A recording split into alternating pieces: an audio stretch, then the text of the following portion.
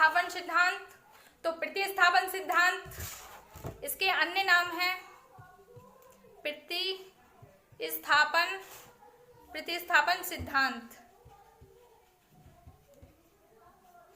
इसके अन्य नाम हैं, इस सिद्धांत को और किस किस नाम से बुलाते हैं? तो समीपता का सिद्धांत, एकल प्रयास अधिगम का सिद्धांत। तो कौन सा? समीपता का सिद्धांत फ्रेंड्स, समीपता का सिद्धांत और एकल प्रयास अधिगम का सिद्धांत। एकल प्रयास अधिगम का सिद्धांत, एकल प्रयास अधिगम का सिद्धांत, समीपता का सिद्धांत। तो इस प्रतिस्थापन थ्योरी है, इसके अन्य नाम है समीपता का सिद्धांत, एकल प्रयास अधिगम का सिद्धांत। और हमसे पूछ लिया जाता है कि प्रतिस्थापन सिद्धांत है उसके प्रवर्तक कौन है? तो गुथरी, यानी कि एडविन रे गुथरी। कौन है? एडविन रे गुथरी। प्रतिस्थापन सिद्धांत के प्रवर्तक कौन है? एडविन रे गुथरी। प्रयोग किस पर किया था? बिल्ली एवं खरगोश पर। तो प्रयोग किस पे किया था? बिल्ली और खरगोश, ठीक है ना, बिल्ली और खरगोश पर गुथरी ने प्रयोग किया था प्रतिस्थापन सिद्धांत। तो अब हम ये डिस्कस करते हैं कि गुथरी ने कहा क्या था।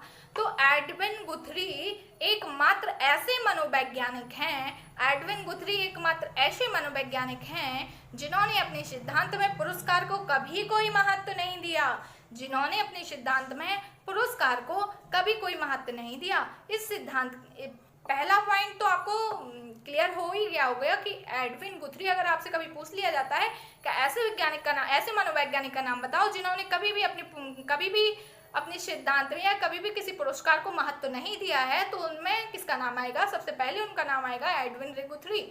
तो गुथरी एकमात्र ऐसे मनोवैज्ञानिक हैं जिन्होंने अपने सिद्धांत में पुरस्कार को कभी कोई महत्व नहीं दिया। सेकेंड स्टेप है इनका, इस सिद्धांत के अनुसार कौन से सिद्धांत? प्रतिस्थापन सिद्धांत में गुथरी ने और क्या कहा कि अधिगम, जन्मजात एवं जन्मजात और अर्जित। अधिगम जो है वो इन्होंने कहा है कि जन्मजात भी होता है और अर्जित भी होता है ना। अर्जित भी किया जाता है, कुछ चीजें हमें जन्मजात भी प्राप्त होती हैं। तो इस सिद्धांत के अनुसार अधिगम, जन्मजात एवं अर्जित अनुक्रियाओं को दूसरों की ओर प्रतिस्थापित करने की प्रक्रिया है। जब प्रतिस्थापित कर रहे हैं ना, तभी तो इनके सिद्धांत का नाम क्या है? प्रतिस्थापन सिद्धांत। तो इस सिद्धांत के अनुसार अधिगम, जन्मजात एवं अर्जित अनुक्रियाओं को दूसरों की ओर प्रतिस्थापित करती हैं। अधिगम, जन्मजात एवं जो अर्जित अनुक्रिया हैं उनको क्या कर रहे हैं? दूसरों की ओर प्रतिस्थापित कर रहे हैं, ठीक है। और इनकी जो बुक्स थी कौन सी थी? The psychology